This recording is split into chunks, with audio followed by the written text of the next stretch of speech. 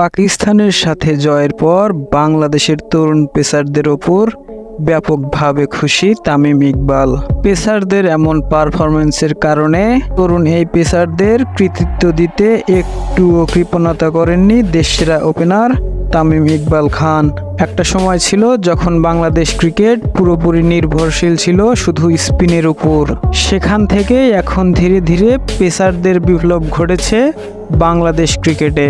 এখন বাংলাদেশ ক্রিকেটে যে পেসারদের আধিপত্য, এর পেছনে অনেকটাই গুরুত্বপূর্ণ ভূমিকা পালন করেছেন বাংলাদেশের সাবেক bowling coach Alan Donald coach হওয়ার পর থেকেই দেশের ক্রিকেটের পেসারদের উন্নতির লক্ষ্য দেখা যায়। যখন একটা সময় ছিল বাংলাদেশের ক্রিকেট শুধু মিরপুরের উইকেটের উপর একদম পুরোপুরি নির্ভরশীল হয়ে গিয়েছিল। মিরপুরের উইকেটটা কিছুটা স্লো উইকেট হয়ে থাকে।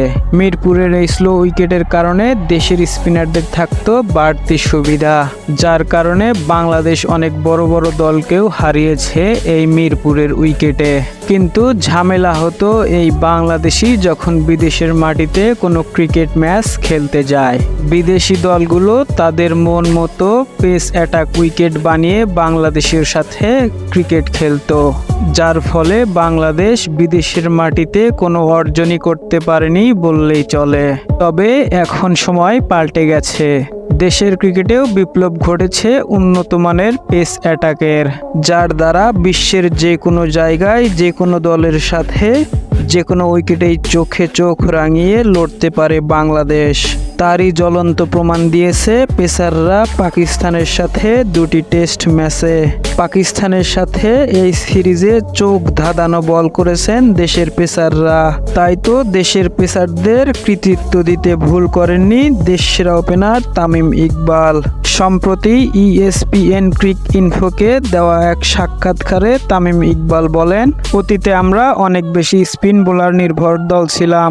আমাদের পেস ইউনিট এত ভালো ছিল না, ফলে বিদেশের মাটিতে সিরিজ খেলতে গেলে তারা গ্রিন উইকেট বানাতো, যা পেস সহায়ক।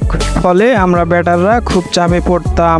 কিন্তু এখন বাংলাদেশ পেস ইউনিটের যে লাইন আপ, আমার মনে হয় বিদেশের যে কোনো দল এখন আমাদের বিপক্ষে উইকেট বানাতে দুবার ভাববে। দর্শক, বাংলাদেশের এই তরুণ পেসারদের মাঝে সবচাইতে কাকে বেশি ভালো লাগে আপনার? কমেন্ট বক্সে লিখে ফেলুন তার নাম।